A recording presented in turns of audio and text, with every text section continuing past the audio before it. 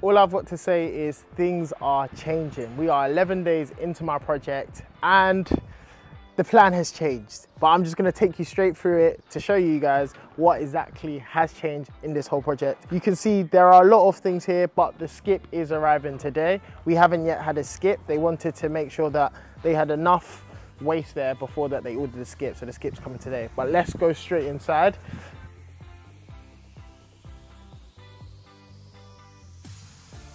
Into the kitchen, which is currently the base for everyone. Not much is going on here, but let me tell you the first change. In the last video, I said stripping this kitchen out and it's being relocated. No, it is staying here. The kitchen is staying in the exact same place because of the budget. What I'm trying to achieve here is I want to pull out as much money as possible. And what I've realized is that I've bought it at such a good price. Adding this extra value and this money I'm going to have to spend, I may not be rewarded on the back end. Now, to break this down a little bit further, essentially I bought this at £145,999. I need to extend the lease. I'm going to be extending the lease for around £22,000. However, now I'm looking to do a refurb under 60K. I want to do the refurb for around 50, 55K, and that is including the loft. Now, when I budgeted for all of this, I thought I could do this all in the 55K, but looking at it, if I'm going to do the reconfiguration on the first floor and the loft conversion, I think I'm going to be creeping over £60,000, which I don't want to do. I want to be able to stay under £60,000, 55 at the very maximum is how much I want to spend. So to do that, this kitchen is staying the same. The plumbing is staying in the exact same space. The only thing that's going to be changing is the units and the flooring to just be as cost effective as possible, because I believe with the loft extension, I've added a square footage, I'll be able to get the increase in value that I am looking for. I think there'll be enough significant increase in the value to be able to pull out as much money as possible. So change of plan, kitchen staying in the same place, which will save me a bit of money on electrics, a bit of money on the plumbing, as I don't have to relocate this kitchen all the way into the front room and all of that jazz.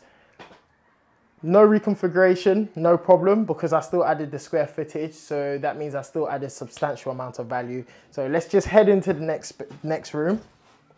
In terms of the bathroom, nothing's changed there, but that is staying the same. And there's no corridor light because we now have stairs. And if you've been following my Instagram, you'll be able to see that I've been super excited about the progress of this project because these guys are literally smashing it.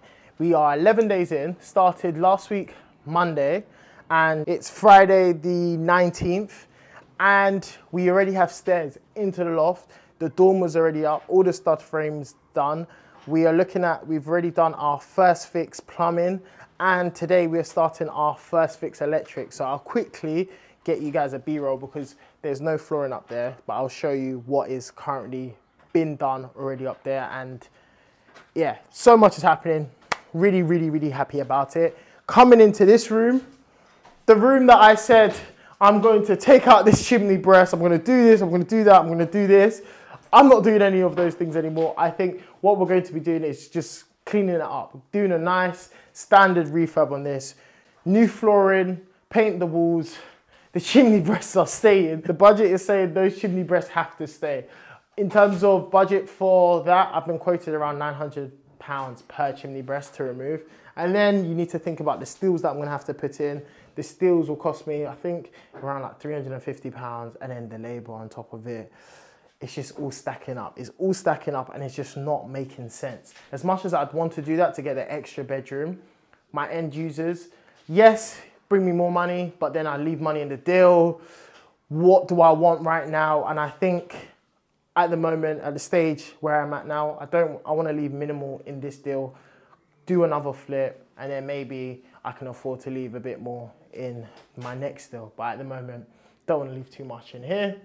I will probably take out this wardrobe, but I'm yet decided. I'm just trying to do this as cost effective as possible, to be honest. So let's head into this final room.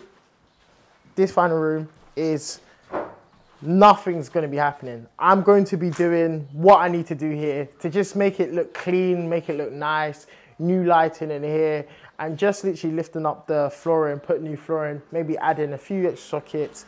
Still going to go for some nice rads. My rads have already actually been ordered, so going to change those rads, but just trying to make this as cost effective as possible and do this as quick as possible because I'm on a delayed completion.